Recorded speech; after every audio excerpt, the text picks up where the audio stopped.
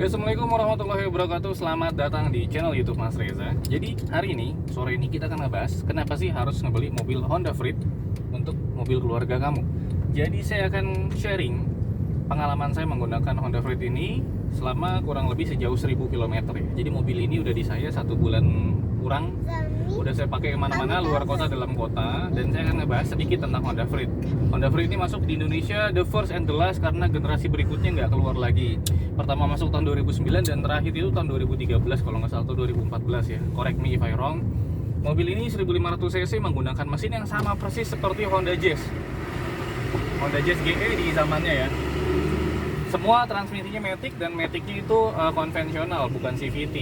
Jadi mobil ini masih cukup enak meskipun kalau dilihat dari bodinya ini, karena masih menggunakan mesin 1500 dengan bodi yang jauh lebih besar dari Honda Jazz ini, mobil ini kerasa kurang bertenaga ya. Jadi apalagi kalau diisi penuh, kemudian kita jalan di jalan yang agak menanjak atau kita mau mendahului mobil lain dengan akselerasinya, ini kurang bisa diandalkan. Tapi kita akan ngebahas kenapa mobil ini tetap harus diperhitungkan atau worth banget buat kamu yang mau beli mobil keluarga dengan budget 100 jutaan lebih sedikit.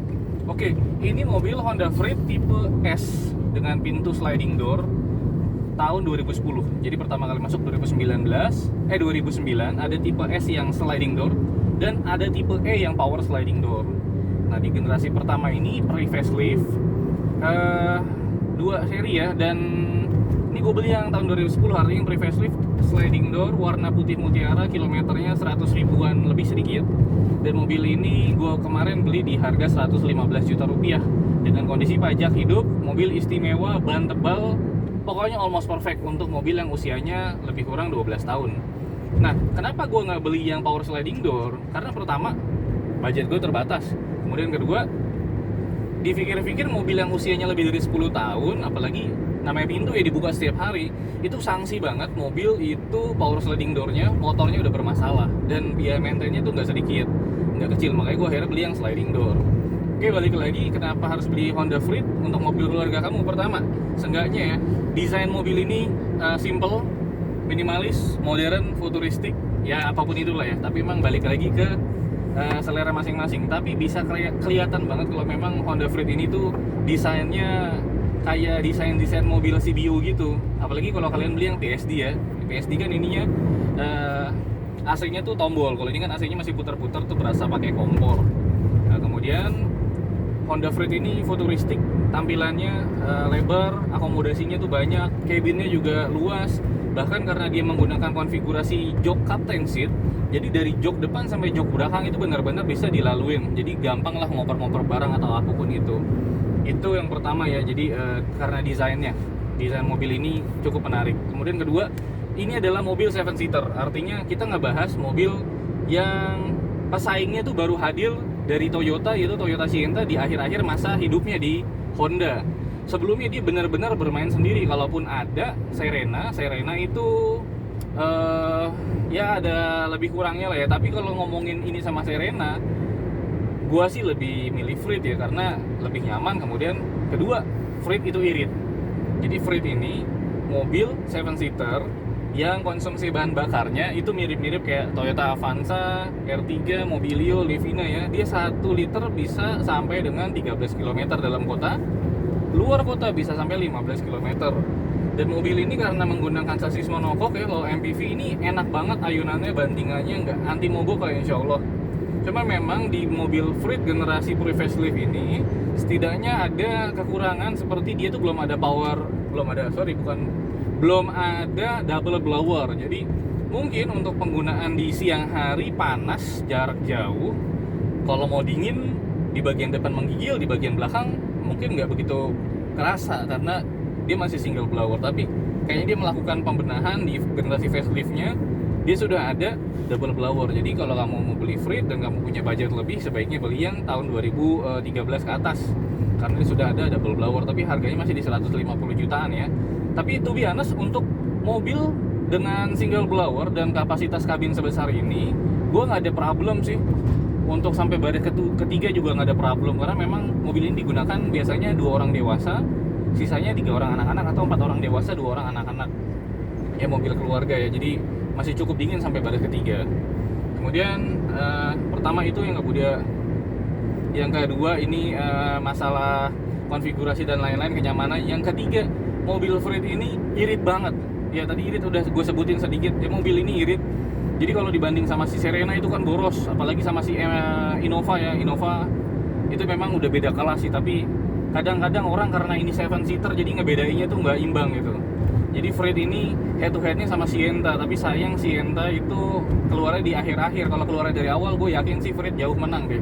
Karena berdasarkan kabinnya, kemudian bentuknya, kemudian fitur-fiturnya, ini masih jauh menang Freed, apalagi kalau dibandingin sama Freed yang PSD.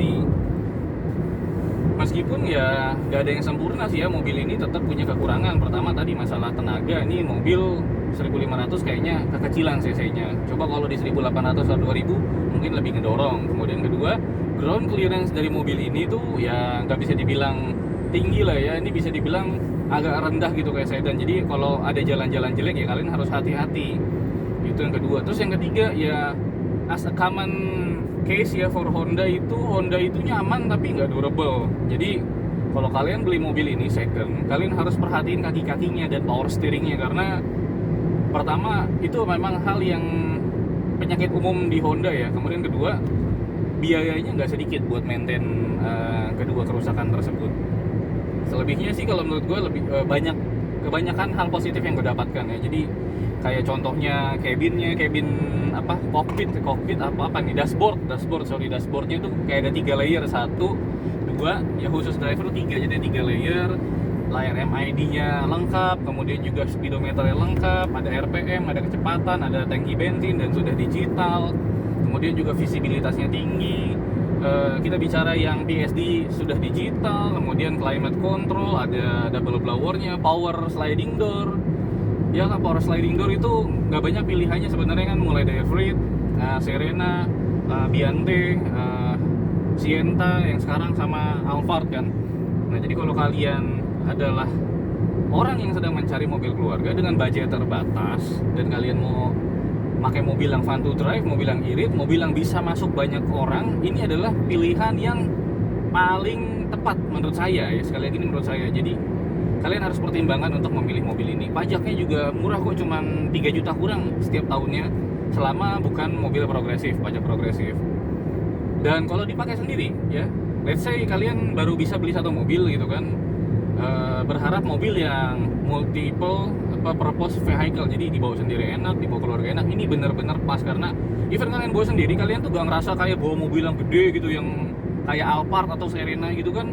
Itu mobil yang passenger oriented ya, jadi kalau kalian bawa sendiri nyetir itu kayaknya aneh aja gitu. Ketemu orang, ketemu klien, ketemu teman, kalian bawa MPV sebesar itu nyetir sendiri itu aneh. Tapi kalau kalian bawa ini, meskipun dengan power sliding door ya ala-ala eksekutif keluarga gitu, tapi dibawa sendiri pun masih enak. Dan untuk mobil keluarga, artinya yang beli kan orang yang sudah berkeluarga, yang mempertimbangkan masalah kos, mobil ini benar-benar friendly. Ya ini irit lah, mobil ini irit, perawatan mesinnya juga enak. Kalau kaki-kaki itu ya tergantung driving skill kalian sih, sama kalian bagaimana kalian memeliharanya, ngehajar daily kalian kemana gitu. Tapi mostly saya lihat Honda Freed ini secondnya yang 2009 tipe SD itu mulai dari 100 jutaan ya, sampai 120 tergantung kondisi. Kemarin ini saya beli 115, kondisinya istimewa, almost perfect, service record, pajak panjang, ban tebal dan lain-lain. Bahkan bodi juga masih orisinil dengan warna putih mutiara. Seperti itu. Jadi kalau kalian punya uang 100 juta lebih sedikit, atau kalian punya uang 120 juta dan ingin membeli mobil keluarga, kan pilihannya banyak tuh ya, mulai dari Innova, Avanza, R3, Veloz, kemudian Mobilio, Livina, Expander mungkin buat DP-nya, R3 XL7, bahkan Innova bisa, atau Fortuner zaman dulu bisa.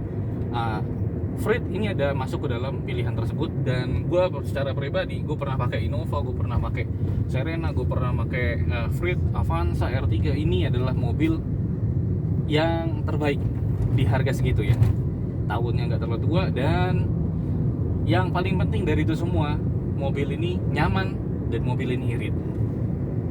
Oke, sekian dari personal review gue, semoga bermanfaat. Buat yang sudah nonton videonya sampai habis, jangan lupa dikasih like dan di subscribe channelnya.